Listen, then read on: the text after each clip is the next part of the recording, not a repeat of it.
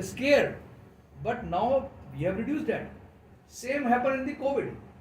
The problem with the governments are that whenever the elections are around the corner, they just go for a populistic approach and whatever suits them without going to the logistic part. They just announce for the poor people. And our, see, it is sad part that our population reside in the rural area. They are very simple people. And now you said emergency. You tell me one thing. For a layman, if he has a headache in the midnight, for him it is an emergency. But as a medical definition, emergency is a disease or a condition which endangers the life. So that is the gap. For us, emergency is which is endangering life. For that we are 24 into 7 available. But please, you tell me any profession which is 24 into 7, 365 days available and working with the same intensity. Do you expect a doctor who has just come out of 12-hour work with taking care of the serious patient and then he wake up at midnight for the headache? And that is in the bill that people or anyone can go for any emergency which he thinks the emergency, not the medically emergency. He can go to any doctor. The another anomaly in this bill is they are not defining that who will be the doctor specialist. For any emergency, patient can go to any doctor for any emergency anytime. So practically they have not defined the emergency. So what I am saying, for any disease element, any patient go to any doctor. Now the another anomaly. Suppose a delivery case, a gynecological problem in the village, rural area, because they will popularize now that we have done this right to health to everyone and now you can go to any doctor for any emergency. That is why they will going to popularize. Once they will popularize this thing, that emergency in delivery case, they will go to a ophthalmologist because they don't know. Suppose if a lady doctor who is an ophthalmologist, for them, the lady doctor is lady doctor.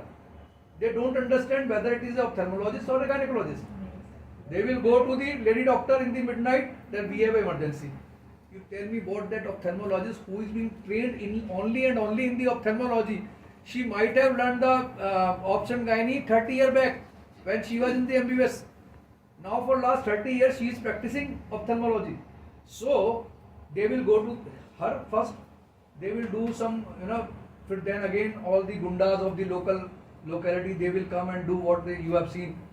You saw every day there is a violence on the doctor because doctor has not given the treatment. Now what is the fault of that ophthalmologist? And then if then again this bill says doctor has to transfer that patient to the appropriate doctor. So it is the responsibility of that poor doctor that she will transfer that patient to a concerned doctor. How will she do? Does every doctor has an ambulance? No. How will she do? The bill is silent on that. Who will transfer? We are not talking. Cost is the last part. This is the logistic problem in the bill. And the topmost, the time lost during this process. Who will bear that time loss? In medical emergency, it is the time which is the golden period. There is a golden period in all the emergency. So if that time is lost and something God forbid happen with that patient, who will be responsible for that? Again, it will be the doctors. The all blame come to the doctor for the ill thought bill of a government. That is the problem in that. And top of that, they have created some authority, appellate authority. What is the need of making another appellate authority? There are already so many appellate authority against the medical negligence. Then why what they have constituted their authority? In that appellate authority, the members are Gram Pradhan or a small leader of Gaon or the corporators. See what they will do? They will come and start bossing the nursing home doctor, and half of the time of doctor will waste in the managing these leaders rather than treating the patient. In a country where we say there is a lot of shortage of doctor, we want doctor to do the other thing other than the medicine. That is the biggest problem, because government, and it is a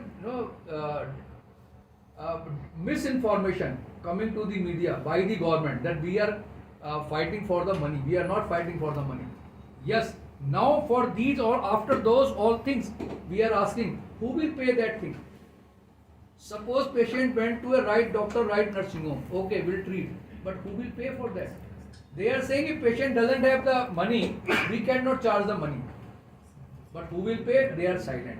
Now you see, you go and research in the government hospital, wherever the government is running the hospital, the expenditure government is affording, do you know how much? 20,000 to 40,000 per bed per day is the expenditure between general ward to the critical care ward, which the government, state government or the central government, they are bearing. They are spending from their budget, and they are providing concessional rate services to the patient. So whenever the government says to the media, yes, we can provide in this much of rupees service, why can't this private doctor can provide? But they are silent on those expenditure which government is doing from their budget. Who will pay from in the private hospital? That 20,000 to 40,000 expenditure, from where that expenditure will come? Either government has any plan. Government should take 10% or 20% bed of a big hospitals and giving them the expenditure of running those beds. Because government is failed, visibly failed in maintaining their hospital bed, putting the specialist doctor in their hospital. That is why they catch on the private hospital. Why can't government take 10 to 15% bed of in each hospital and start paying from their budget to expenditure of those hospitals?